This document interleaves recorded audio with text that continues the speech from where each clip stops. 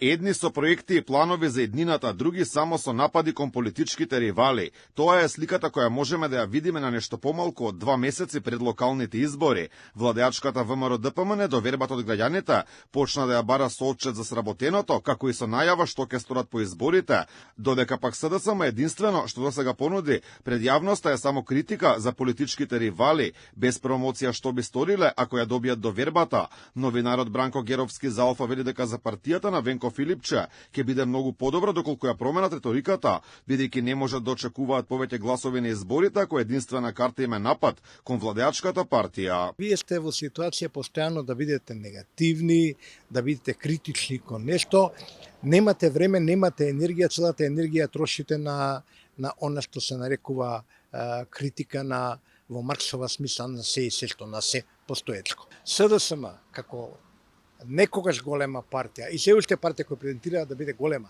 ако не понуди такви идеи, се сведува на мала партија чија реактивност ќе се мери само по степенот на радикализам. Целосна спротивност од онаа на СДСМ е кампањата на ВМРО ДПМН. Според Геровски, нормално и очекувано е она што го прави владеачката партија, бидејќи токму тоа им е потребно на луѓето да знаат што може да очекуваат од оние на кои ќе им го дадат гласот. ВМРО ДПМН стартираше со попис на остварувања во изминатиот мандат.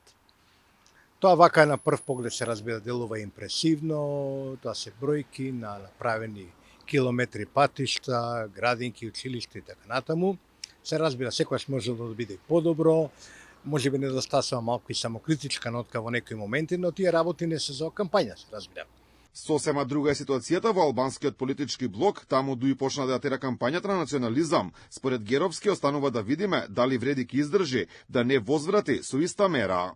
Мислам дека дуи ќе влезе со една цврста националистичка реторика. Вреди тешко ќе одолее на предизвикот на докажувањето кој е поголем албанец, кој сторил повеќе за албанската кауза, за албанците и така натаму. Иако генерално статусот на албанците во Македонија е значително напредат, неспоредливо со претходни некои времиња, но таа кауза се уште носи некакви поени.